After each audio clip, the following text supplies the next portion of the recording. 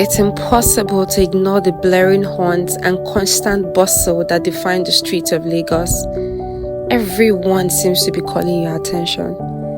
Auntie, come and check my market, oh. Miss Waltz, yes, you're fine. But even when no one is saying anything, my mind seems to be like a radio searching for the right frequency in a country that wouldn't stop talking. So what are you doing now? When are you getting married? Where do you walk again? Sometimes I just want to scream so loud. But what good is screaming in a place where everyone is already shouting? So I stay quiet. But my silence is not empty. It's the sound of my dreams wrestling with my reality.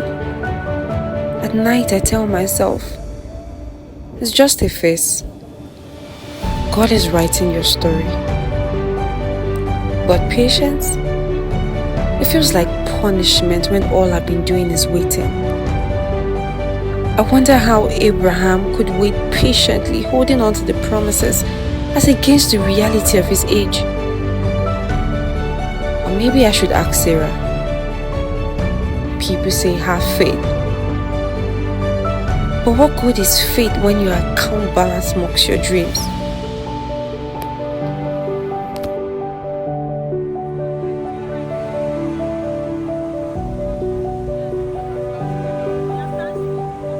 We live in a world where everyone on Instagram has it all figured out, where success is louder than peace, and comparison has become a currency where we spend our time trying to prove our worth to a world that is too distracted to notice its bleeding.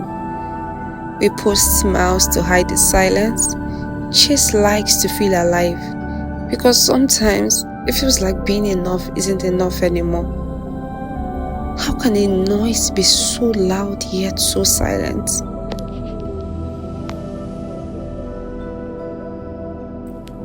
The glory of the youth is their strength. But what happens when I start to run out of breath, God? When hope feels like a luxury and survival becomes a full-time job. I've seen people trade purpose for survival, talent buried under urgent 2K. Gifts silenced by the fear of house rent, dreamers turning to hustlers and hustlers forgetting how to dream.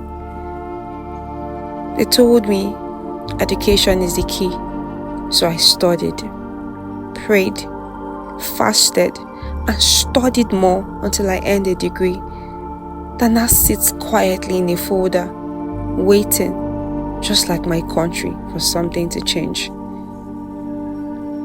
I wish silence meant peace, but sometimes silence just means I've run out of strength to explain. And so I think the real question here is not how do I silence this noise, but how do I live a life of peace and purpose amidst the silent noise?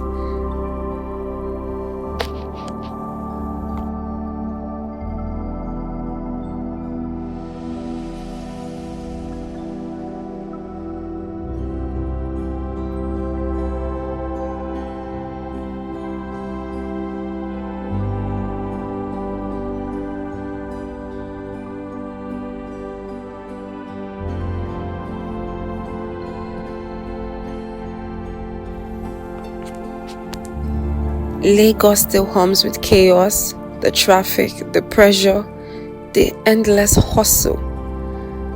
But somewhere in that noise, I found a new rhythm. One that beats to the word of God and not pressure. Some days I still fall apart, confused with a lot of whys and what ifs. But now I know that if the new wine be poured into the old wineskin, it will burst the wineskin and be spilled. So the cracks you hear is not the end of me. It's just the sound of the old me making room for the new. Because maybe, just maybe, the things that once broke me were never meant to destroy me. They were meant to rebuild me. So when you hear my silence, I need you to know it's not empty. It's full of stories, of prayers that now reflect into the woman I'm becoming, and of nights that turned into mornings. So if you ever find yourself drowning in your own silence, I need you to remember that you are not alone. God is with you.